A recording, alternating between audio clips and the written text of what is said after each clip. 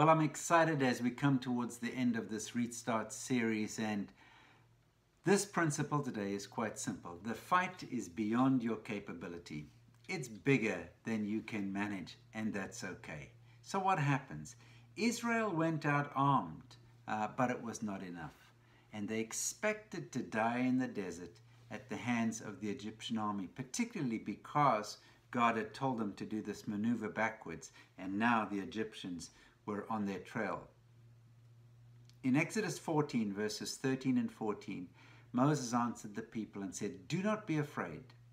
Stand firm, and you will see the deliverance the Lord will bring you today." The same is true for your business. Do not be afraid. Stand firm, and you will see the deliverance the Lord will bring you today. The Egyptians you see today, you'll never see again. The Lord will fight for you. You need only to be still. Some of us have got in a panic about our businesses. Some of us have been perplexed. And God says, stand firm. You need only be still. And this is Moses speaking to the people. Of course, he then goes and he cries out to God. And God says to him, look, don't hold a prayer meeting. Keep moving. God says, why are you crying out to me? Tell him to move on. When God tells you to move your business, don't stop and have a prayer meeting.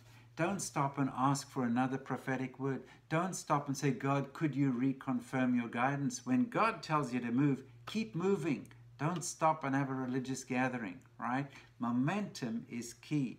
As God gets you going, keep going, trusting that he will open things up for you and deal with your enemies behind you.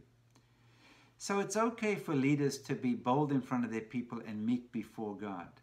But make sure that you call your people to the right kind of action. When you need a day of prayer, have a day of prayer. But when you need to keep moving, then keep moving. Last little principle over here is that sometimes God eggs your enemy on so that he can destroy them.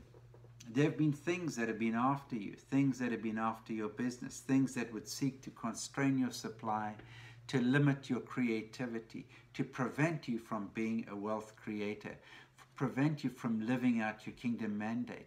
There have been things spoken against you, or there might have been things that have undermined your foundation. You've had bad partnerships, you've done the wrong kind of business deals, and these things have been set to constrain you. They've become a trap, and a snare. And sometimes God wants to egg them on so that he can destroy them.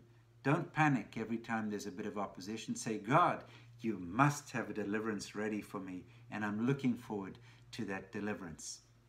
Tomorrow is our last day, principle number 50. I look forward to hearing you and your comments, your feedback as we wrap this up. But do join me tomorrow.